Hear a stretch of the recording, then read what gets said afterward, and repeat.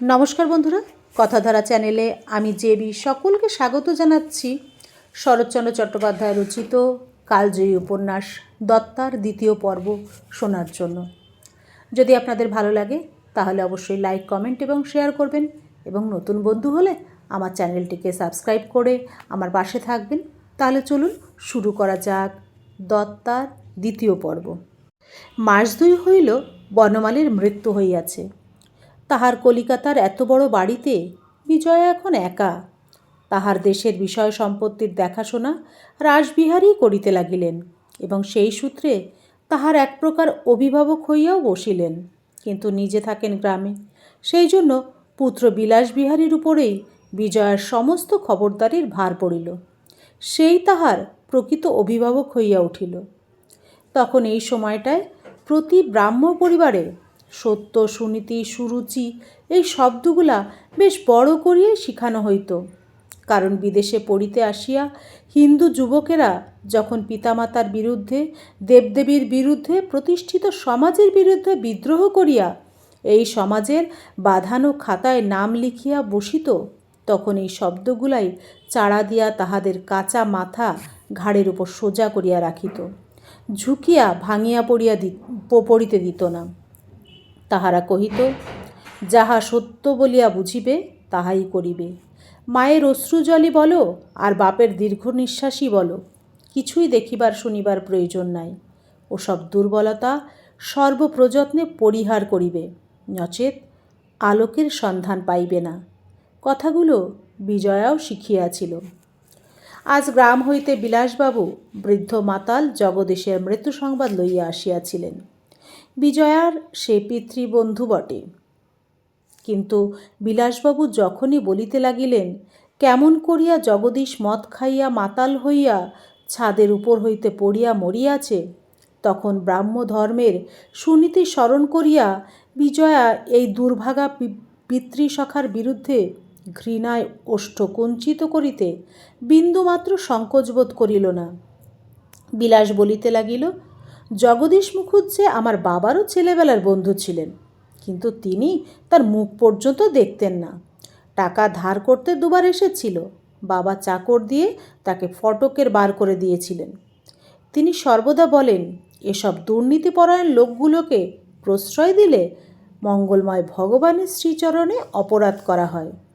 বিজয়া সাই দিয়া কহিল, অতি সত্য কথা। বিলাস উৎসাহিত হইয়া বক্তৃতার ভঙ্গিতে বলিতে লাগিল, বন্ধুই হোক আর যেই হোক, দুর্বলতা বশে কোনো মতেই ব্রাহ্ম সমাজের চরম আদর্শকে ক্ষুণ্ণ করা উচিত নয়। জগদীশের সমস্ত সম্পত্তি এখন ন্যায় তো আমাদের। তার ছেলে পিতৃঋণ শোধ করতে পারলে ভালো, না পারে আইন মতো আমাদের এই দণ্ডে সমস্ত হাতে নেওয়া উচিত। বস্তুত ছেড়ে দেবার আমাদের কোনো অধিকার নেই, কারণ এই টাকায় আমরা অনেক সৎকার্য করতে পারি। সমাজের কোনো ছেলেকে বিলাত পর্যন্ত পাঠাতে পারি, ধর্মপ্রচারে ব্যয় করতে পারি, কত কি করতে পারি। কেন তা না করব বলুন? তাছাড়া জগদীশবাবু কিংবা তার ছেলে আমাদের সমাজভুক্ত নয় যে তাকে দয়া করা আবশ্যক। আপনার সম্মতি পেলেই বাবা সমস্ত ঠিক করে ফেলবেন বলে আজ আমাকে আপনার কাছে পাঠিয়েছেন। বিজয়া মৃত পিতার শেষ কথাগুলা স্মরণ করিয়া ভাবিতে লাগিল। সহসা জবাব দিতে পারিল না। তাহাকে ইতস্তত করিতে দেখিয়া বিলাস সজোরে প্রবল কণ্ঠে বলিয়া উঠিল, না না, আপনাকে ইতস্তত করতে আমি কোনো মতেই দেব না। দ্বিধা দুর্বলতা পাপ, শুধু পাপ নয়, মহাপাপ। আমি মনে মনে সংকল্প করেছি, তার বাড়িটায় আপনার নাম করে, যা কোথাও নেই, কোথাও হয়নি, আমি তাই করব। পাড়াগাঁয়ের মধ্যে ব্রাহ্ম মন্দির করে দেশের হতভাগ্য মূর্খ লোকগুলোকে ধর্মশিক্ষা দেব। আপনি একবার ভেবে দেখুন দেখি, এদের মূর্খতার জ্বালাতেই বিরক্ত হয়ে আপনার স্বর্গীয় পিতৃদেব দেশ ছেড়েছিলেন কিনা? তার কন্যা হয়ে কি আপনার উচিত নয় এই নোবেল প্রতিশোধ নিয়ে তাদের এই চরম উপকার করা? বলুন, আপনি এ কথার উত্তর দিন। বিজয়া বিচলিত হইয়া উঠিল। বিলাস দীপ্তস্বরে বলিতে লাগিল, সমস্ত দেশের মধ্যে একটা কত বড় নাম, কত বড় সাড়া পড়ে যাবে ভেবে দেখুন দেখি। হিন্দুদের স্বীকার করতেই হবে, সে ভার আমার উপর। যে ব্রাহ্ম সমাজে মানুষ আছে, হৃদয় আছে, স্বার্থত্যাগ আছে, যাকে তারা নির্যাতন করে দেশ থেকে বিদায় করে দিয়েছিল, সেই মহত্তারী মহীয়সী কন্যা তাদেরই মঙ্গলের জন্যে এই বিপুল স্বার্থত্যাগ করেছেন। সমস্ত ভারতবর্ষময় একটা কি বিরাট মোরাল এফেক্ট হবে বলুন দেখি। বলিয়া রাসবিহারী সম্মুখের টেবিলের উপর একটা প্রচণ্ড চাপড় মারিল। শুনিতে শুনিতে বিজয়া মুগ্ধ হইয়া গিয়াছিল। বাস্তবিক এত বড় নামের লোভ সংবরণ করা 18 বছরের মেয়ের পক্ষে সম্ভব নয়। তথাপি পিতার কথাগুলি স্মরণ করিয়া সে দ্বিধাভরে জিজ্ঞাসা করিল, তার ছেলের নাম শুনেছি নরেন্দ্র, এখন সে কোথায় আছে জানেন? জানি, হতভাগ্য পিতার মৃত্যুর পরে সে বাড়ি এসে এখন দেশেই আছে। আপনার সঙ্গে বোধহয় আলাপ আছে? আলাপ? ছি, আপনি আমাকে কি মনে করেন বলুন দেখি।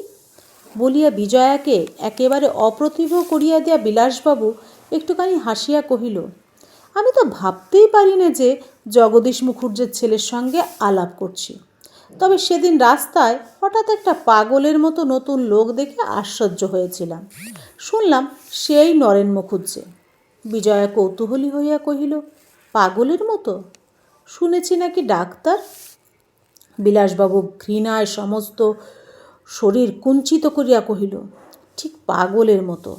ডাক্তার? আমি বিশ্বাস করি না। মাথায় বড় বড় চুল, যেমন লম্বা তেমনি রোগা। বুকের প্রত্যেক পাঁজরটি বোধ করি দূর থেকে গোনা যায়। এই তো চেহারা, তাল পাতার সেপাই। ছ! বস্তুত চেহারা লইয়া গর্ব করিবার অধিকার বিলাসের ছিল, কারণ সে বেটে মোটা এবং ভারী জোয়ান। তাহার বুকের পাঁজর বোমা মারিয়া নির্দেশ করা যাইত না।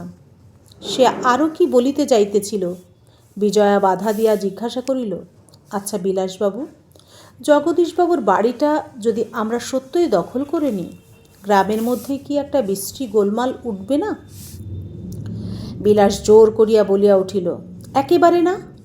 আপনি 5-7খানা গ্রামের মধ্যে এমন একজনও পাবেন না যার ওই মাতালটার উপর বিন্দুমাত্র সহানুভূতি ছিল। আহা, বলে এমন লোক ও অঞ্চলে নেই। একটু হাসিয়া কহিল, কিন্তু তাও যদি না হতো, আমি বেঁচে থাকা পর্যন্ত সে চিন্তা আপনার মনে আনাও উচিত নয়।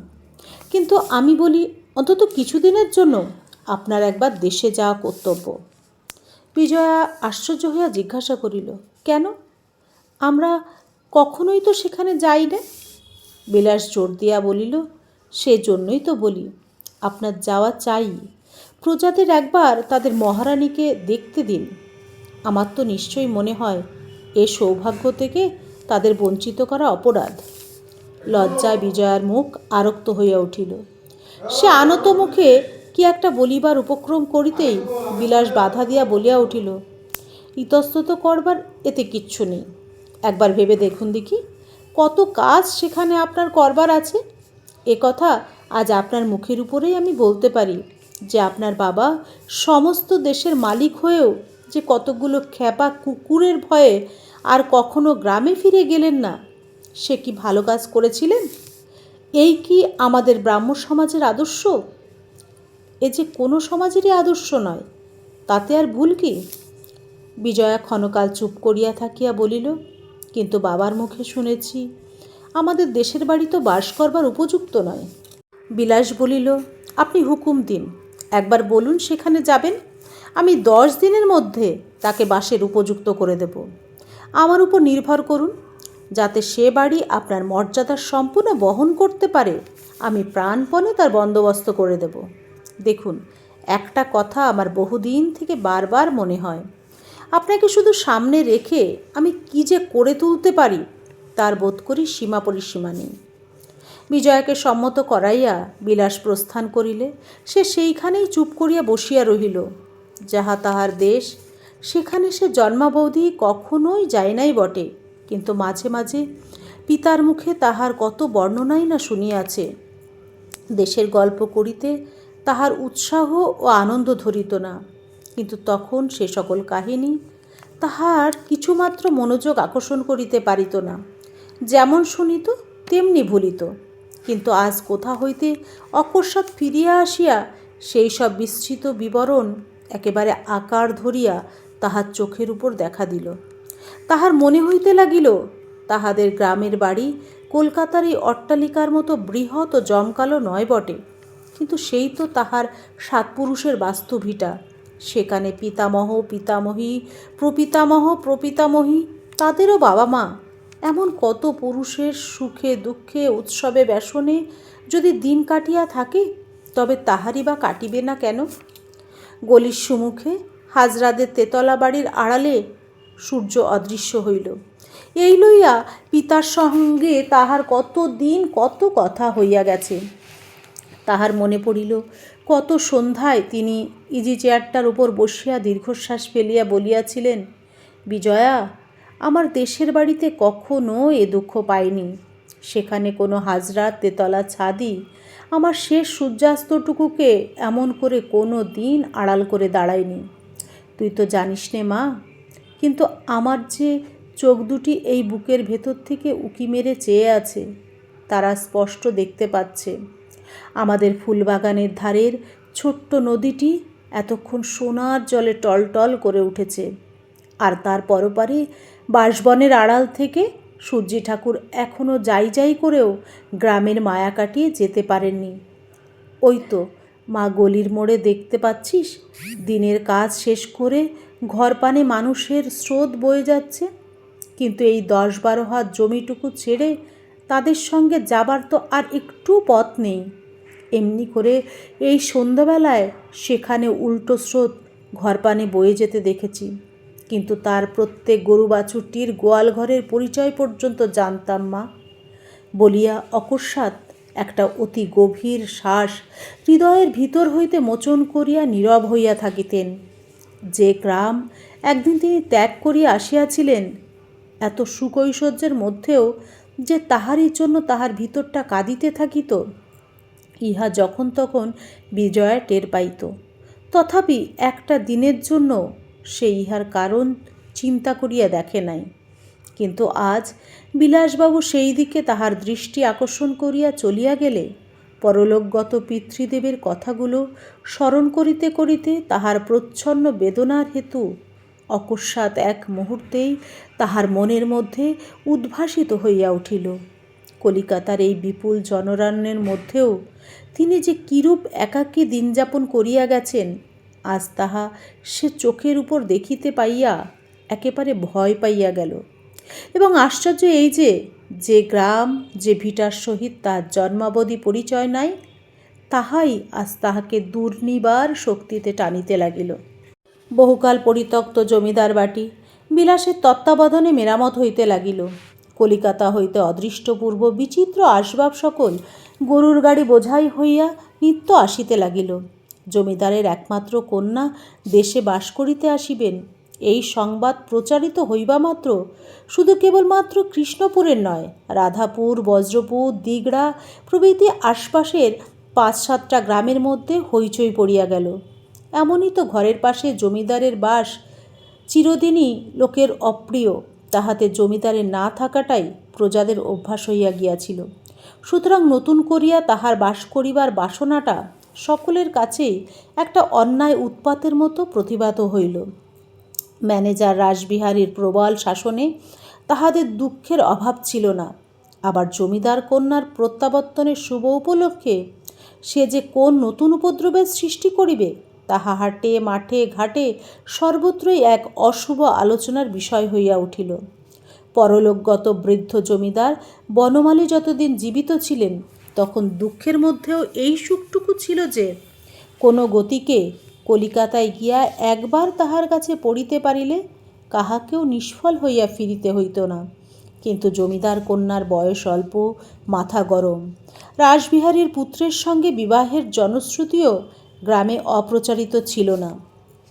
তিনি মেমসাহেব, ম্লেচ্ছ। সুতরাং অদূর ভবিষ্যতে রাসবিহারীর দৌরাত্ম্য কল্পনা করিয়া কাহারও মনে কিছুমাত্র সুখ রহিল না। পৈতাধারী ব্রাহ্মণেরও না, পৈতাহীন শূদ্রেরও না। এমনি ভয়ে ভাবনায় বর্ষাটা গেল। শরতের প্রারম্ভেই এক মধুর প্রভাতে মস্ত দুই ওয়েলার বাহিত খোলা ফিটনে চড়িয়া তরুণী জমিদার কন্যা শত নরনারীর সভায় কৌতূহল দৃষ্টির মাঝখান দিয়া হুগলি স্টেশন হইতে পিতৃপিতামহের পুরাতন আবাসস্থলে আসিয়া উপস্থিত হইলেন। বাঙালির মেয়ে, 18, 19, 20 পার হইয়া গেছে, তথাপি বিবাহ হয় নাই। সে প্রকাশ্যে জুতো মোজা পরে, খাদ্যাখাদ্য বিচার করে না, ইত্যাদি কুৎসা গ্রামের লোকেরা সঙ্গোপনে করিতে লাগিল। আবার জমিদারের নজর লইয়া একে একে দুয়ে দুয়ে আসিয়া নানা প্রকার আনন্দ ও মঙ্গল কামনা জানাইয়াও যাইতে লাগিল। এমনি করিয়া 5-6 দিন কাটিবার পরে সেদিন সকালবেলা বিজয়া চা পানের পর নিচের বসিবার ঘরে বিলাসবাবুর সহিত বিষয় সম্পত্তির সম্বন্ধে কথাবার্তা কহিতেছিল। বেহারা আসিয়া জানাইল একজন ভদ্রলোক দেখা করিতে চান। বিজয়া কহিল, এইখানে নিয়ে এসো। এই কয়দিন ক্রমাগতই তাহার ইতর ভদ্র প্রজারা নজর লইয়া যখন তখন সাক্ষাৎ করিতে আসিতেছিল, সুতরাং প্রথমে সে বিশেষ কিছু মনে করে নাই। কিন্তু ক্ষণকাল পরে যে ভদ্রলোকটি বেহারার পেছনে ঘরে প্রবেশ করিল, তাহার প্রতি দৃষ্টিপাত মাত্রই বিজয়া বিস্মিত হইল। তাহার বয়স বোধ করি 25-26 হইবে। লোকটি দীর্ঘাঙ্গ, কিন্তু তদানুপাতে হৃষ্টপুষ্ট নয়, বরঞ্চ কৃশ, বর্ণ উজ্জ্বল গৌর, গোবদাড়ি কামানো, পায়ে চটি জুতা, গায়ে জামা নাই, শুধু একখানি মোটা চাদরের ফাঁক দিয়া শুভ্র পৈতার গোছা দেখা যাইতেছে। সে ক্ষুদ্র একটি নমস্কার করিয়া একখানা চেয়ার টানিয়া লইয়া উপবেশন করিল। ইতিপূর্বে যে কোনো ভদ্রলোক সাক্ষাৎ করিতে আসিয়াছে, শুধু যে নজরের টাকা হাতে লইয়া প্রবেশ করিয়াছে তাই নয়, তাহারা সভয়ে কুণ্ঠার সহিত প্রবেশ করিয়াছে। কিন্তু এই লোকটির আচরণে সংকোচের লেশমাত্র নাই। তাহার আগমনে শুধু যে বিজয়ায় বিস্মিত হইয়াছিল তাই নয়, বিলাসও কম আশ্চর্য হয় নাই। বিলাসের গ্রামান্তরে বাস হইলেও এদিকের সকল ভদ্রলোককেই সে চিনিত। কিন্তু এই যুবকটি তাহার সম্পূর্ণ অপরিচিত। আগন্তুক ভদ্রলোকটি প্রথমে কথা কইল, বলিল, আমার মামা পূর্ণ গাঙ্গুলি মশাই আপনার প্রতিবেশী, পাশের বাড়িটাই তার। আমি শুনে অবাক হয়ে গেছি যে তার পিতৃপিতামহের কালে দুর্গাপুজো নাকি আপনি এবার বন্ধ করে দিতে চান। এর মানে কি? বলিয়া সে বিজয়ার মুখের প্রতি দৃষ্টি নিবদ্ধ করিল। প্রশ্ন এবং তাহা জিজ্ঞাসা করার ধরনে বিজয়া আশ্চর্য এবং মনে মনে বিরক্ত হইল, কিন্তু কোনো প্রশ্নের উত্তর দিল না। তাহার উত্তর দিল বিলাস। সে রুক্ষস্বরে কহিল, আপনি কি তাই মামার হয়ে ঝগড়া করতে এসেছেন নাকি? কিন্তু কার সঙ্গে কথা করছেন সেটা ভুলে যাবেন না। আগন্তুক হাসিয়া একটুখানি জিভ কাটিয়া কহিল, সে আমি ভুলিনি এবং ঝগড়া করতেও আসিনি, বরঞ্চ কথাটা আমার বিশ্বাস হয়নি বলে ভালো করে জেনে যেতে এসেছি। বিলাস বিদ্রূপের ভঙ্গিতে কহিল, বিশ্বাস হয়নি কেন? আগন্তুক কহিল, কেমন করে হবে বলুন দেখি? নিরর্থক নিজের প্রতিবেশীর ধর্মবিশ্বাসে আঘাত করবেন, এ বিশ্বাস না হওয়াই তো স্বাভাবিক। ধর্মমত লইয়া তর্ক বিতর্ক বিলাসের কাছে ছেলেবেলা হইতেই অতিশয় উপাদেয়। সে উৎসাহে প্রদীপ্ত হইয়া প্রচ্ছন্ন বিদ্রূপের কণ্ঠে কহিল, আপনার কাছে নিরর্থক বোধ হলেই যে কারো কাছে তার অর্থ থাকবে না, কিংবা আপনি ধর্ম বললেই সকলে তাকে শিরোধার্য করে মেনে নেবে, তার কোনো হেতু নেই। পুতুল পুজো আমাদের কাছে ধর্ম নয়, এবং তা নিষেধ করাটাও আমরা অন্যায় বলে মনে করি না। আগন্তুক গভীর বিস্ময়ে বিজয়ার মুখের প্রতি দৃষ্টিপাত করিয়া কহিল, আপনিও কি তাই বলেন নাকি? তাহার বিস্ময় বিজয়াকে যেন আঘাত করিল, কিন্তু সে ভাব গোপন করিয়া সে সহজ সুরেই জবাব দিল, আমার কাছে কি আপনি এর বিরুদ্ধে মন্তব্য শুনবার আশা করে এসেছিলেন? বিলাস সগর্বে হাস্য করিয়া কহিল, বোধ হয়, কিন্তু উনি তো বিদেশি লোক, খুব সম্ভব আপনাদের কিছুই জানেন না। আগন্তুক ক্ষণকাল নীরবে বিজয়ার মুখের প্রতি চাহিয়া থাকিয়া তাহাকেই কহিল, আমি বিদেশি না হলেও এ গ্রামের লোক নয়, সে কথা ঠিক, তবু এ আমি সত্যই আপনার কাছে আশা করিনি। পুতুল পুজো কথাটা আপনার মুখ থেকে বার না হলেও সাকার নিরাকার উপাসনার পুরনো ঝগড়া আমি এখানে তুলব না। আপনারা যে ব্রাহ্ম সমাজের তাও আমি জানি, কিন্তু এ তো সে নয়। গ্রামের মধ্যে এই একটি পূজা, সমস্ত লোক সারা বৎসর এই 3টি দিনের আশায় পথ চেয়ে বসে আছে।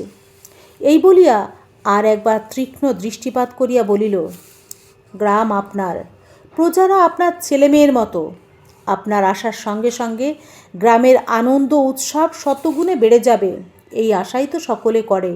কিন্তু তা না হয়ে এত বড় দুঃখ, এত বড় নিরানন্দ বিনা অপরাধে আপনার দুঃখী প্রজাদের মাথায় নিজে তুলে দেবেন, এ বিশ্বাস করা কি সহজ?